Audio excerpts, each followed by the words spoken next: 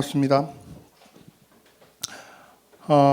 오늘 예배 시작하는데 지아가 짧게 하래요. 단 한 번도 길게 해야지라는 마음을 먹고 올라온 적 없었는데 또 짧게 하래요. 네. 다행인 건 오늘 사실 찬양 인도하는 은총이의 포럼 또 대표기도 했던 이은희 포럼에서 제가 메시지 준비하려고 했던 그 서론에 대한 모든 부분들이 다 이야기가 됐어요. 너무 감사해요. 그래서 짧아지지 않을까라는 헛된 희망을 보면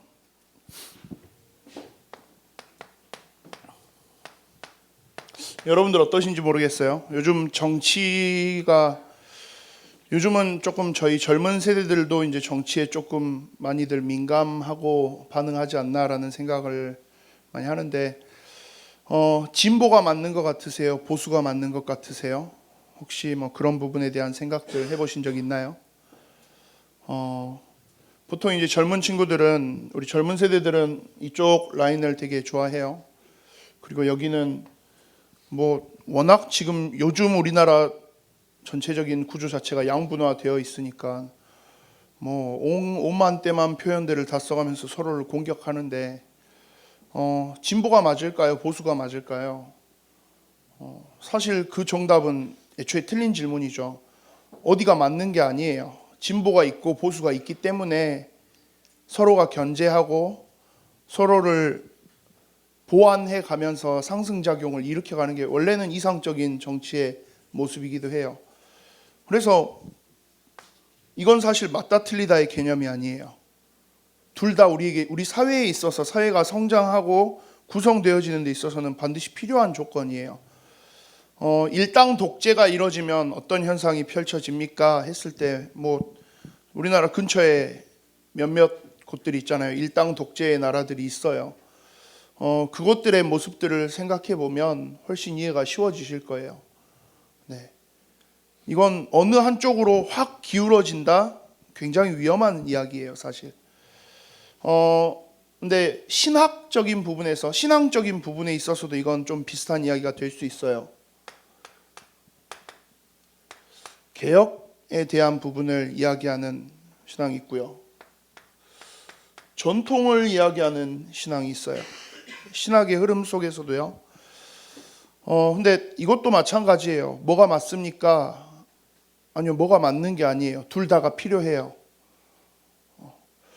보수는 이쪽은 왜 필요해요? 기존에 인생을 살다 보면 여러분들 점점 더 많이 느껴가실 거예요. 아무리 내가 신박한 아이템과 아이디어를 가지고 있어도 세상을 살면서 어른들이 선배들이 가지고 그분들이 가지고 왔던 그 삶의 경험치는 무시할 수 없는 거기도 해요.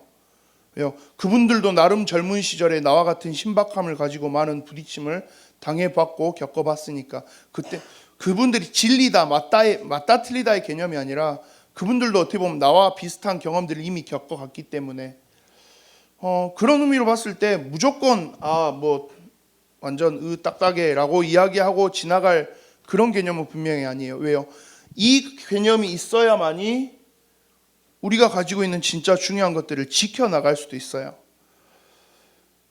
신앙적인 부분에 있어서도 이건 굉장히 필요해요. 우리가 지켜야 될 것들이 있어요. 뭐요? 복음에 대한 이 유일성, 이건 우리가 지키면서 가야 돼요. 시대의 흐름이 이렇게도 바뀌고 저렇게도 바뀌고 요즘 뭐 사람들의 트렌드가 이렇고 저렇고 많은 것들이 바뀌어져도 그거에 따라서 조금 발맞춰가고 유연하게 대응은 할 수 있겠지만 가장 중요한 근본의 가치는 우리가 지키고 있어야 돼요. 복음에 대한 유일성이요. 예수 그리스도의 유일성이요. 그건 당연한 이야기잖아요. 근데 그런 측면에서 우리에게 또한 이것도 너무 필요해요. 왜요? 뭔가를 새롭게 하고 개혁하려고 하는 그 움직임이 없으면 뭐가 돼요? 요즘 여러분들도 그런 말 쓰시는 분 있어요. 고인물이라는 표현을 되게 많이 써요. 저는 이렇게 인터넷 커뮤니티를 보는 거 되게 좋아하거든요. 한 번씩 이제 짤로 막 이렇게 있는데 뭐 카트라이더 고인물 막 그렇게 올라오는 거 보면 그 뭐 11살 때부터인가 카트라이더 프로게이머 했던 그 친구 말에 하는 거 와 저는 카트라이더 진짜 못하거든요. 근데 보면서 부스터 쓰면서 하루 종일 한 바퀴를 다 돌더라고요. 뭐 이런 게 다 있어 뭐 했는데, 그 의미에서의 고인물은 좀 좋을지도 모르겠지만 엄밀하게 말했을 때 고인물은 뭘 이야기해요? 썩어가는 거예요. 움직이지 않고 정체되는 순간부터는 어떻게 돼요? 무조건 퇴색되고 변질되고 썩어가게 마련이에요. 영적으로도 마찬가지예요. 우리 아까 이야기했던 무감각의 개념, 왜 그 무감각이 찾아오죠? 이거 하지 않기 때문에 그래요. 그래서 우리가 함께 하고 있는 우리 예일교회가 함께 따라가고 있는 개혁 신학의 흐름 속에서는 교회를 향해서 그렇게 이야기해요. 교회는 항상 개혁되어야 된다라는 그런 표현도 해요. 왜요? 그게 뭘 이야기하는 거죠? 담임 목사님 늘 말씀하시는 영적인 무감각과 싸워가라는 거죠. 진보가 없이, 개혁이 없이 보수와 전통만 남아있으면 어떻게 해요? 우리의 수준은, 우리의 모습은 무조건 그대로 안주하고 머물러 있어요. 그러면 절대 뭐 할 수 없죠? 성장할 수 없어요. 무조건 다 갈아엎고 맨날 다 새롭게 해요. 그러면 어떻게 돼요? 어느 순간 가장 중요한 원래의 정체성과 가치까지도 잊어버리는 모습들이 찾아와요. 그래서 이 두 가지는 우리에게 다 필요해요. 근데 조금 비슷한 맥락에서요. 그렇다면 내 인생에 상승의 그래프가 있고 하강의 그래프가 있어요. 올라가기만 하면 참 좋겠죠. 내려가는 건 정말 싫고요. 때로는 우리 인생에 이런 슬럼프가 찾아오기도 해요. 내 인생의 황금기처럼 보여지는 어마어마한 시간들도 있기도 하고요. 이거 다 어떤 개념일까요? 다 이건 좋은 거고 이건 쓸모없고 의미 없는 걸까요? 아니요, 그렇지 않아요. 결국은 이게 다 뭐예요? 어떻게 보면 이 역할을 해나가고 있는 그런 시간들인 거예요. 때로는 올라가면서 내 인생의 고점을, 가장 높은 지점을 찍어보기도 하고요. 또 내 인생의 가장 낮은 지점을 찍어보기도 하면서 이 그래프의 상승폭이 점점 커지다 보면 어떻게 돼요? 나라는 사람의 높이와 깊이가 이만큼이 되어지는 거죠. 근데 이 그래프 없이 그냥 쭉 평탄하게만 가는 사람은요, 이 사람의 깊이, 높이 전혀 없어요. 무엇인가를 품고 간다, 무엇인가를 바라보면서 간다, 시야가 넓어진다, 전혀 없이 갈 거예요. 그럼에도 불구하고 난 그래도 이런 인생이 조금 더 좋을 것 같은데요 라고 생각하시는 분들이 있으시다면 한번 그거는 하나님 앞에 기도해 보세요. 하나님, 저는 얇고 길게 그냥 평탄하게 무난하게 안정만을 추구하면서 가고 싶습니다. 그런데 그 안정만을 추구하는 삶이 곧 반대로는 뭘 이야기하냐면요, 영적으로는 고인물로 가는 길이에요. 영적으로는 그대로 썩어질 거예요. 죽었다 깨나도 절대 모르겠어요. 여러분들은 어떠신지 모르겠는데 제가 저를 나름 좀 분석을 해본 결과 저는 굉장히 수동적인 사람이에요. 그리고 저는 굉장히 게으른 사람이에요. 절대 주변에서의 자극과 압박이 있지 않으면 스스로 일어나서 제 일을 찾아서 하는 사람은 아니에요. 그런 저한테 있어서는 반드시 필요한 게 뭐겠어요? 그러면 이 압박들이 필요해요. 때로는 이런 압박, 저런 압박.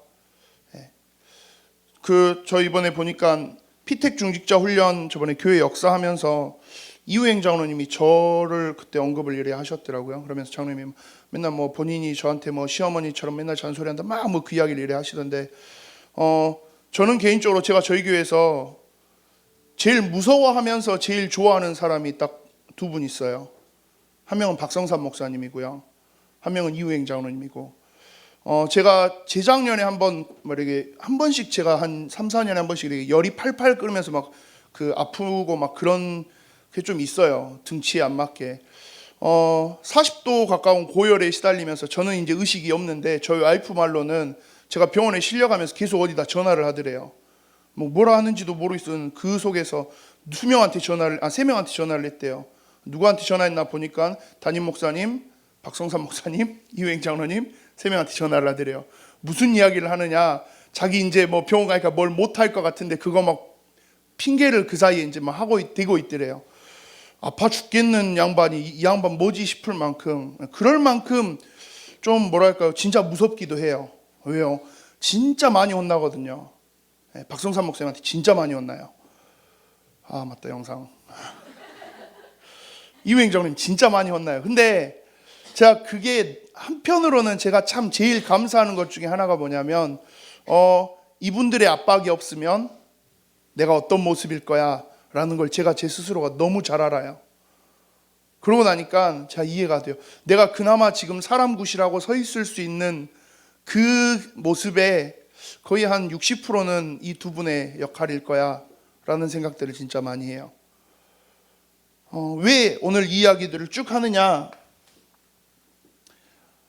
여러분들 인생에 있어서 올라가는 게 좋은 거고 내려가는 건 나쁜 걸까요? 라는 질문, 감정적으로는 이해가 돼요. 올라가는 게 좋고 내려가는 건 안 좋죠. 분명한 사실 하나는요, 둘 다 좋은 거예요, 사실. 왜요? 이윤이 오늘니까 포럼 했잖아요. 그게 딱 결론이에요, 진짜. 결국 그 모든 과정을 다 통해서 하나님이 뭘 이루실 거니까요, 합력해서 선을 이루어 가실 거니까요. 오늘 시편 139편은 자 제목을 나는 누구인가 했어요. 무슨 뭐 구원의 길을 하려는 건 아니고요.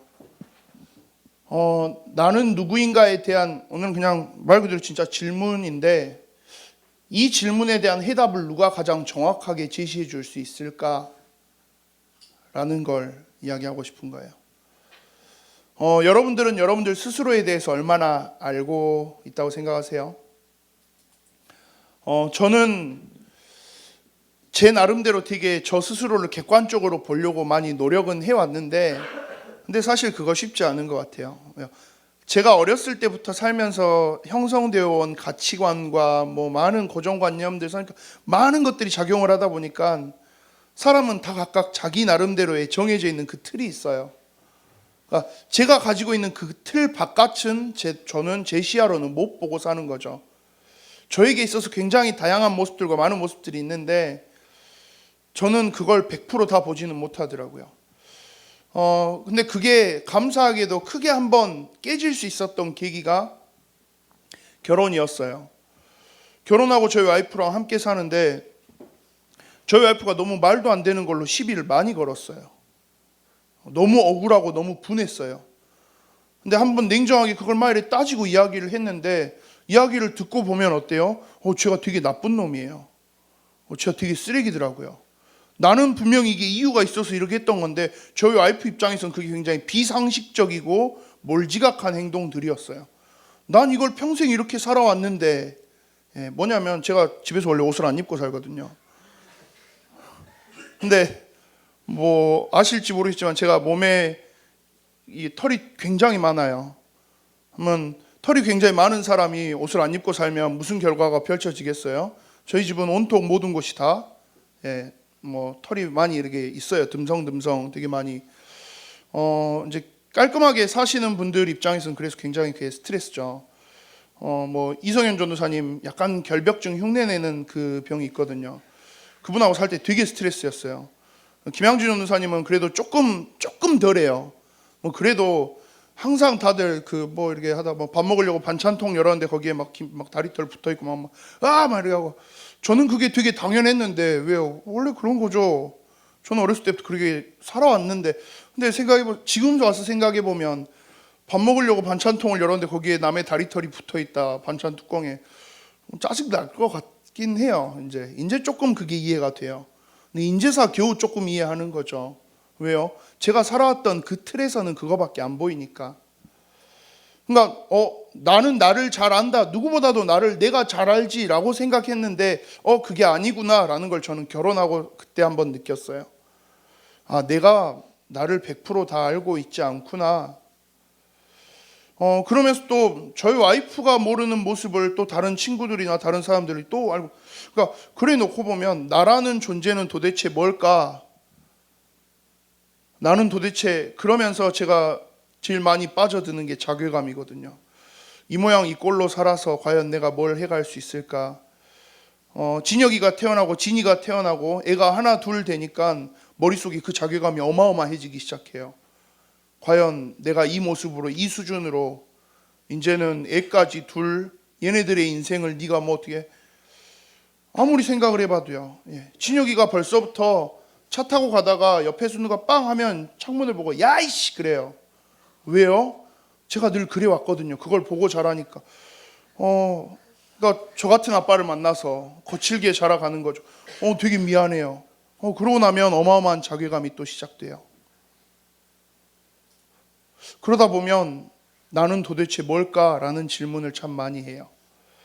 2019년 와서도 여전히 변함없이 저는 또 그런 시간들을 되게 많이 보내왔어요. 왜 나는 이것밖에 안 될까? 왜 나는 이 수준밖에 안 될까? 왜 나는 내 약점이 장점이 나름 뭔지 뻔히 알고 있는데도 불구하고 그걸 갱신을 못해요. 이걸 못해요. 살 안 빠지잖아요. 게으른 거 알면서 안 고치잖아요. 그런 제 자괴감에 너무 극도로 이렇게 빠져 들어가고 있을 무렵 제가 시편 139편 묵상을 다시 하게 됐어요. 옛날부터 너무 잘 알고 있던 말씀인데 이 말씀을 묵상하던 중에 오늘 저희가 읽은 13절부터 18절까지 본문을 읽으면서 제가 정신을 다시 번쩍 차렸어요. 그냥 13절부터 18절까지 쭉 제가 읽어볼게요. 주께서 내 내장을 지으시며 나의 모태에서 나를 만드셨나이다. 내가 주께 감사하오면 나를 지으심이 심히 기묘하심이라. 주께서 하시는 일이 기이함을 내 영혼이 잘 아나이다. 내가 은밀한 데서 지음을 받고 땅의 깊은 곳에서 기이하게 지음을 받은 때에 나의 형체가 주의 앞에 숨겨지지 못하였나이다. 내 형질이 이루어지기 전에 주의 눈이 보셨으며 나를 위하여 정한 날이 하루도 되기 전에 주의 책에 다 기록이 되었나이다 라고 이야기해요. 여러분, 나라는 존재를 누가 제일 잘하고 나는 누구일까?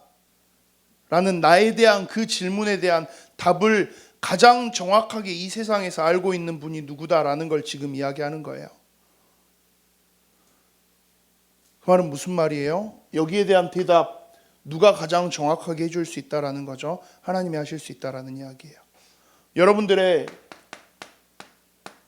과거, 여러분들의 인생에 여러분들이라는 존재가 처음 시작되어지는, 성경에서 굉장히 좀 극단적인 표현을 썼어요. 내 내장을 지으시고 나의 모태에서 나를 만드셨다. 눈에 보이지 않는 내 내장, 내 모든 것들을 다 지으셨는데 16절에 그러죠. 내 형질이 이루어지기 전에 주의 눈이 보셨으며. 이 말이 무슨 말이냐? 내 형질이 이루어지기도 전에, 이거 원어 히브리어 그 단어 이렇게 가면 좀 되게 좀 그래요.